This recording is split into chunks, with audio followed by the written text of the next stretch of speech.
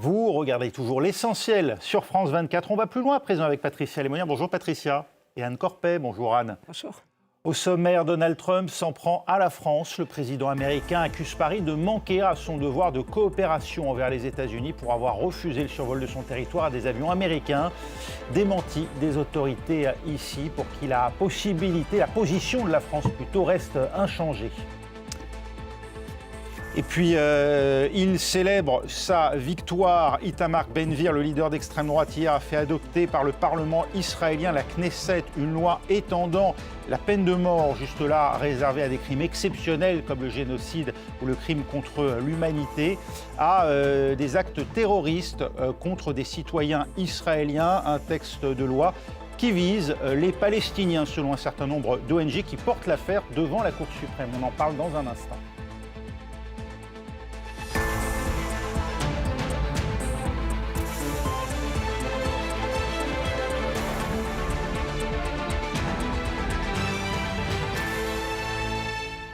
Et c'est donc une nouvelle série d'explosions signalées en fin de journée à Téhéran après des frappes sur la ville d'Ispahan déjà la nuit dernière, dans une province qui abrite des installations nucléaires de l'Iran. L'armée iranienne, elle a incendié dans la nuit un pétrolier battant pavillon koweïtien. Retour en images avec Étienne Papono. D'immenses panaches de fumée et le bruit sourd des explosions ce mardi matin à Téhéran. Les bombardements y ont commencé lundi soir, peu avant 19h, heure locale, pour se poursuivre les heures suivantes. Les médias iraniens évoquent des bombardements sur ses quartiers est et ouest. Comme hier, la capitale iranienne subit des coupures de courant, résultat des frappes sur une station énergétique. Israël affirme viser des sites militaires en réponse à des attaques iraniennes, comme celle survenue mardi soir à Jérusalem, où des missiles tirés depuis l'Iran ont été interceptés. Les forces israéliennes ont achevé il y a peu une nouvelle vague de frappes visant les infrastructures du régime terroriste iranien au cœur de Téhéran. Au sud de la capitale, la grande ville d'Ispahan a elle aussi été violemment frappée cette nuit. En témoigne cette immense boule de feu qui embrase le ciel en pleine nuit. Si l'ampleur des dégâts et le nombre éventuel de victimes demeurent inconnus, les autorités provinciales ont annoncé que des sites militaires avaient été touchés. Alors que l'escalade se poursuit entre les États-Unis, Israël et l'Iran, Téhéran a une nouvelle fois rejeté le plan de paix proposé par Washington. Ce qui nous a été communiqué, appelez ça comme vous voulez, plan 15 points ou à peu près, est un ensemble de demandes excessives, irréalistes et irrationnelles. Alors que des frappes ont mis hors service une usine de désalinisation sur l'île iranienne de Keshm, dans le détroit d'Ormuz. Ce mardi matin, le Al Salmi, un pétrolier koweïtien transportant du brut, a été frappé au large de Dubaï. Et les gardiens de la Révolution, à leur tour, lancent un ultimatum à Washington. À partir de 20h demain, mercredi, heure de Téhéran, ils menacent de s'en prendre aux géants de l'industrie américaine comme Google, Meta, Apple ou encore Tesla, si jamais d'autres dirigeants iraniens venaient à être tués par Israël ou les États-Unis. Anne Corpel et Pasdaran qui justifient ces menaces en accusant les acteurs de la tech de participer au repérage des cibles d'assassinat par l'armée américaine et de jouer à ce titre un rôle éminent dans cette guerre menée en Iran. C'est une menace de nature terroriste. Oui, quand on s'attaque à des entreprises civiles, en tout cas, on s'affranchit du droit international. Toute frappe contre une infrastructure civile est un crime de guerre. Mais il faut dire que les Américains s'affranchissent aussi du droit international, puisque la veille, Donald Trump avait, lui, menacé de s'en prendre aux usines électriques et même aux usines de dessalement. Donc, menaçait l'approvisionnement en eau potable de l'Iran. Téhéran, de toute façon, mène une guerre dite asymétrique, c'est-à-dire qu'évidemment, ils n'ont pas les moyens de l'armée américaine ou de l'armée israélienne, mais ils ils tapent là où ils peuvent, au point faible. Les entreprises américaines font partie de ces frappes. Et puis le terrorisme a toujours été une arme du régime iranien, non seulement dans la région, mais partout ailleurs dans le monde. Ils ont commis des attentats jusqu'en Argentine, et y compris en France. C'est l'enseignement, Patricia Lémonière, de ce mois de guerre. Le talon d'Achille, en réalité, des Américains et plus généralement des Occidentaux, réside dans leur capacité économique. On l'a vu avec l'énergie et peut-être demain, si les valeurs de la tech étaient fragilisées par ces menaces. Oui, on est forcément actuellement dans une escalade, puisqu'on voit bien que s'attaquer à des infrastructures dites civiles fait partie des crimes de guerre. Les usines de désalinisation qui ont déjà été frappées tant en Iran qu'au Koweït, je crois. Les centrales électriques peuvent avoir un double usage, donc sur le plan du droit international, c'est un peu différent. Enfin bon, les fonderies aussi, si vous voulez, tout le problème, c'est de qualifier qu'est-ce que c'est qu'une infrastructure civile. Mais enfin, il n'empêche, la tech, comme l'a très justement dit Anne, et les usines de désalinisation, c'est des infrastructures qui sont pas à double usage, bien que, effectivement, la tech peut être à double usage quand on pense à certaines entreprises de l'IA qui permettent de cibler les cibles. Oui. Les cibles et les assassinats ciblés sont faits en particulier à partir de l'IA. Donc là, effectivement, on est bien dans le double usage, au même titre que les centrales électriques ou les fabriques d'aluminium. On a beaucoup parlé d'entreprise Palantir qui fait usage justement de ces... Donc c'est bien toute l'ambiguïté. Mais on est dans ce qu'on appelle le tit for tat, œil pour œil, dent pour dent. Et le problème, c'est qu'on augmente. L'intensité va augmentant, le détroit d'Ormuz ne se libère toujours pas. Les infrastructures étant visées, eh bien, la crise économique s'accentue sur l'aluminium, sur les engrais, sur l'hélium en particulier, très important pour les puces. Enfin, donc cette crise économique s'étend géographiquement et s'étend aussi, j'ai envie de dire, par les cibles visées et par les produits touchés. Donc on rentre dans une phase où le président Trump veut en sortir, effectivement. Il pique des crises en accusant la France, comme vous l'avez signalé, mais je pense qu'il a confondu la France avec l'Espagne, d'ailleurs. Oui. Enfin, on va fermer la parenthèse. Et donc, simplement, on est dans cette phase d'extension où je pense que quand on dit, et j'en finirai juste par là, quand on dit qu'on est face à un nain qui affronte un géant, oui, il y a bien un géant, mais l'Iran est un grand pays, 90 millions d'habitants, 3 fois la France, avec une vraie armée, armée de va-nu-pieds peut-être pour l'armée nationale, mais pas du tout de va-nu-pieds en ce qui concerne les passes d'Aran, avec des missiles balistiques qui ne sont pas de l'ordre d'un petit État. En Europe, il y a plein d'États qui n'ont pas la capacité militaire des Iraniens. Donc on peut dire que l'Iran n'est pas un petit État et qu'il n'est pas et effectivement, il n'est pas dans un truc... Enfin, l'asymétrie, il en joue au milieu, avec les autres armes qui ne sont pas d'un État... défavorisé en tout cas. Oui, alors que Téhéran vient de rejeter, réitérer même, puisqu'elle l'avait déjà fait précédemment, son rejet du plan 15 points des États-Unis.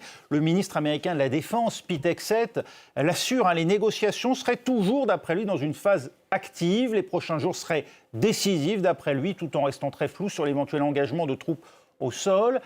Anne Corpet, Washington fait tout pour ne pas en arriver là, comme vient de le signaler à l'instant Patricia Lémonière, disant que Donald Trump voulait absolument se retirer, ou bien au contraire, cherche à gagner du temps pour s'y préparer, pour être en ordre de bataille avec ses 17 000 hommes. Bon, alors, Donald Trump estime que l'imprévisibilité est son atout maître. Donc, c'est pas moi qui vais vous dire il va faire ceci ou cela, parce qu'il entretient vraiment une double approche. Lui-même ne le sait peut-être pas, alors nous parlons. Oui, déjà.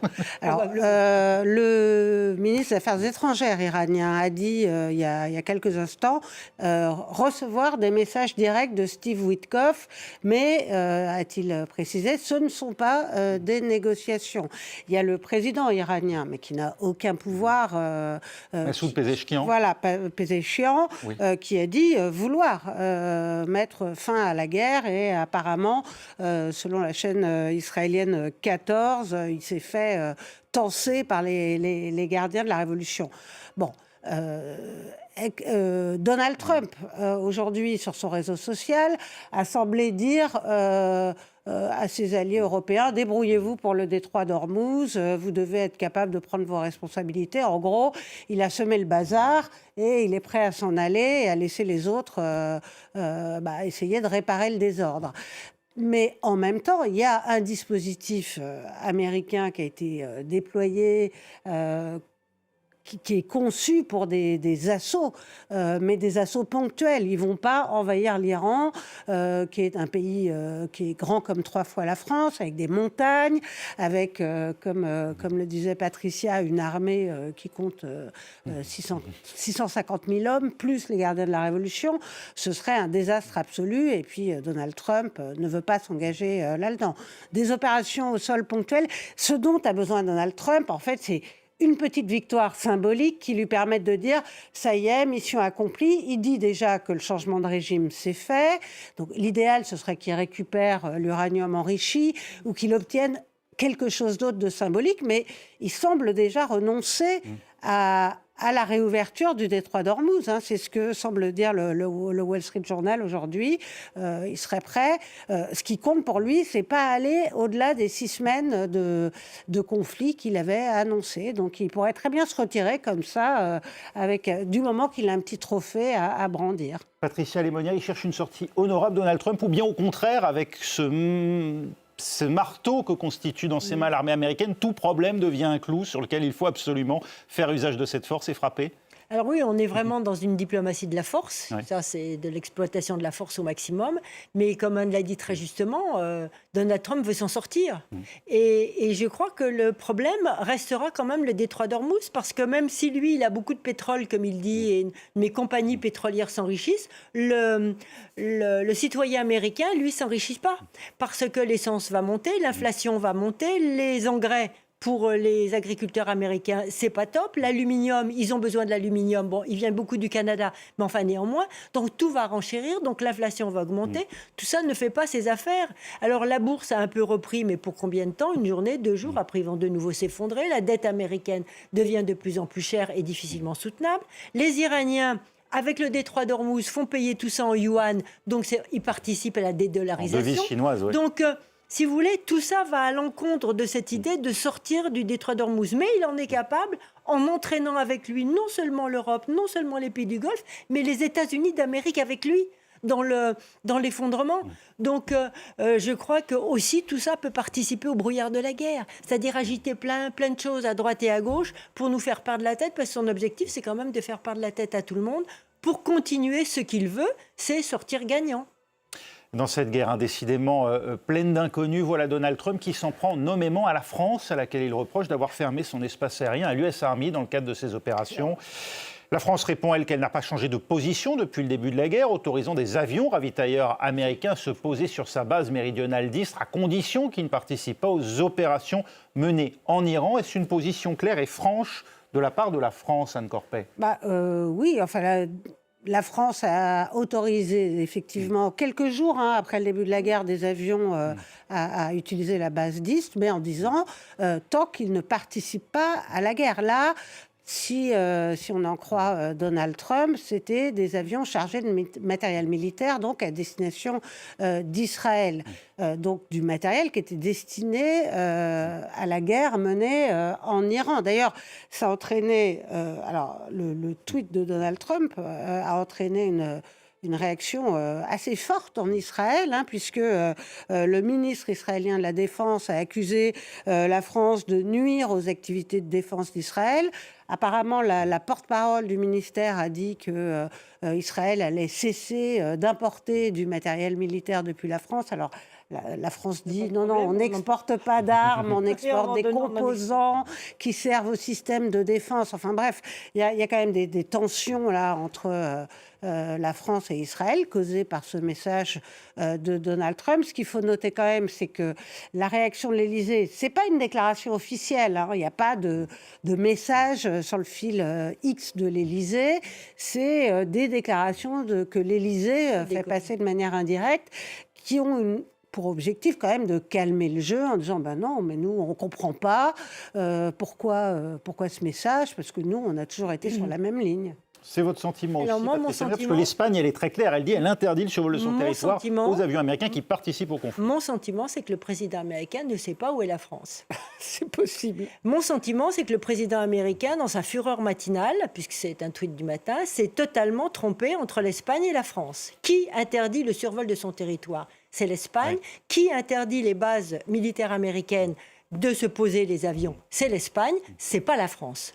Donc je pense que le président américain, on doit lui offrir, au lieu de répondre, il ne faut surtout pas répondre. Quand un président se trompe, on ne va pas lui dire, cher président, vous êtes trompé de pays. Non, on ne va pas lui dire ça le vexerait. Donc on dit rien, mais on peut lui envoyer un petit cadeau dans une pochette surprise avec un atlas de l'Europe. Et voilà. Et bien plus intéressant, c'est la position italienne. Parce que oui, l'Italie, elle aussi, a interdit à certains avions, pour le coup, de survoler parce qu'ils n'avaient pas été officiellement prévenus assez tôt. Parce que pour que ça là soit... Il faut l'autorisation du Parlement. Mais nous n'avons rien fait.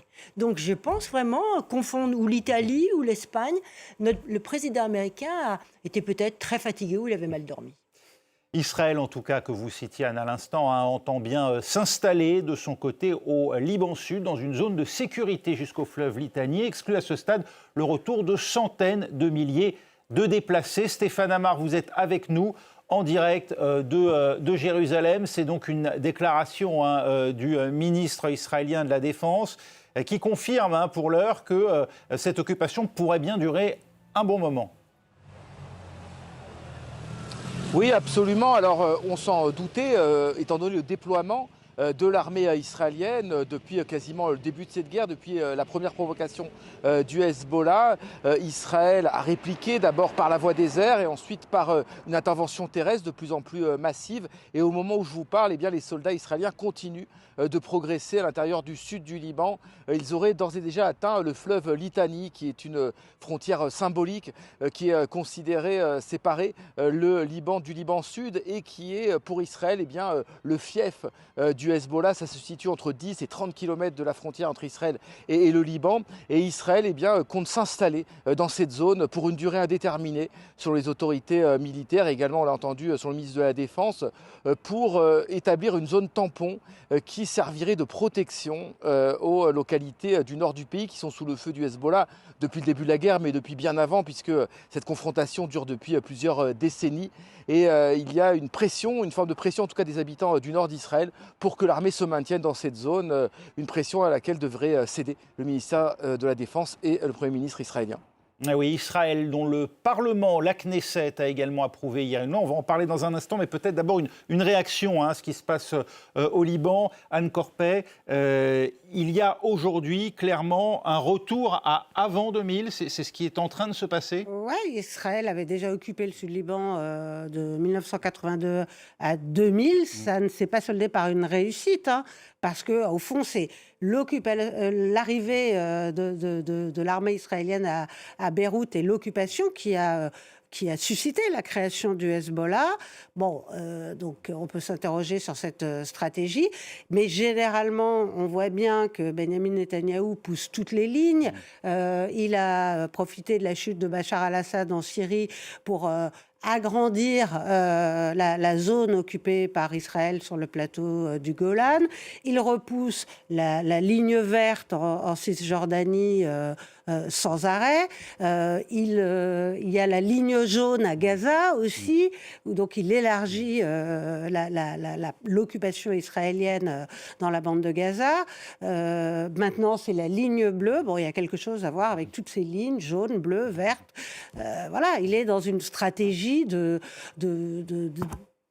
pousser les frontières. Alors, il ne s'agit pas de pousser les frontières officiellement, mais enfin, il y a quand même au sein de son cabinet des ministres d'extrême droite qui plaident ouvertement pour un grand Israël qui va jusqu'au fleuve Litanie. D'autant, Patricia Lémonière, que le Hezbollah pourrait bien effectivement motiver Israël à aller même au-delà du fleuve Litanie. Oui, le Hezbollah n'est pas que dans cette partie du Liban. Le Hezbollah est à Beyrouth. Le Hezbollah, maintenant, les gens membres du Hezbollah, pas les grands commandants, mais se sont éparpillés dans la nature quand ils le peuvent, quand les plus hauts responsables sont facilement repérés parce qu'Israël a les moyens de les repérer. Mais surtout, il y a la Beka. Bon, alors, est-ce qu'Israël va aussi étendre jusqu'à la Beka?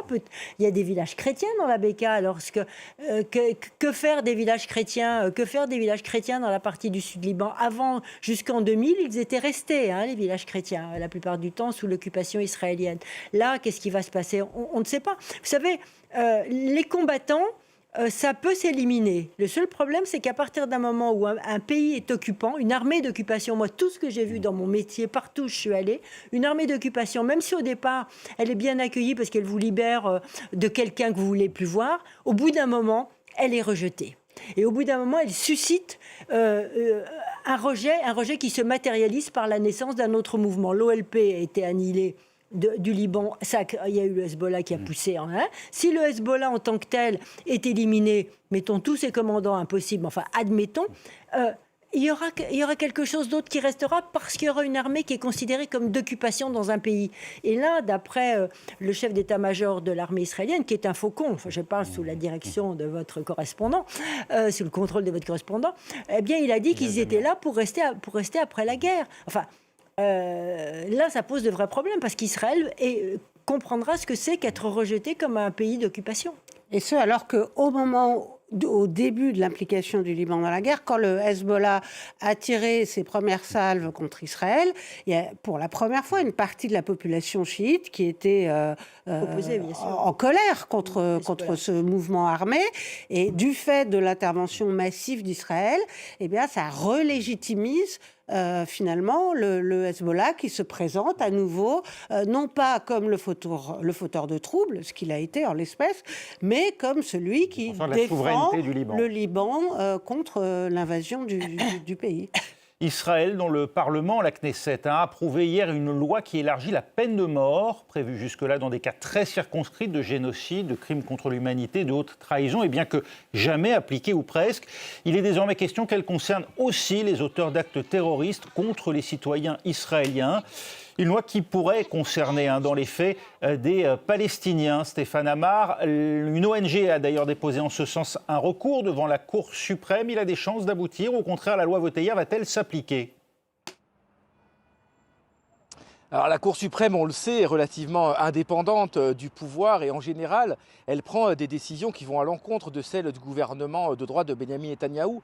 Donc cela reste une option. Cela dit, il faut constater que cette loi a été votée d'abord à une majorité très nette, 62 voix contre 47, car Benyamin Netanyahou, sa coalition, a joui de l'appui d'une partie de l'opposition. Alors il y a des députés de la coalition, notamment orthodoxes, qui ont voté contre cette peine de mort pour des raisons religieuses, éthiques, et puis dans l'opposition, eh bien, il y a des partis, notamment le parti d'Avigdor Lieberman, qui a voté pour, par conviction, car il défend depuis longtemps cette idée d'élargir la peine de mort en Israël, ce qui fait que cette loi a une certaine légitimité démocratique. Elle a été portée par Itamar Ben-Gvir, le leader de l'extrême droite, qui est également le ministre de la police.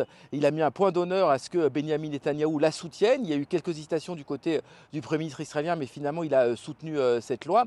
C'est un résultat, je dirais, direct, une conséquence directe du traumatisme du 7 octobre, d'une certaine radicalisation de la société israélienne après ces massacres.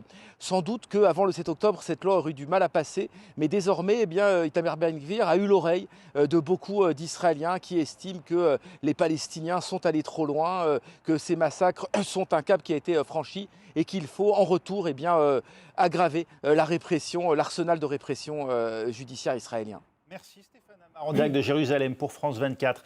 Patricia Lémonière, pour vous, le rejet de cette loi par la Cour suprême n'est pas acquis ? Non, parce que la Cour suprême ces derniers temps s'est plutôt montrée, j'ai envie de dire, moins sévère à l'encontre des mesures répressives qu'elle ne l'avait été avant.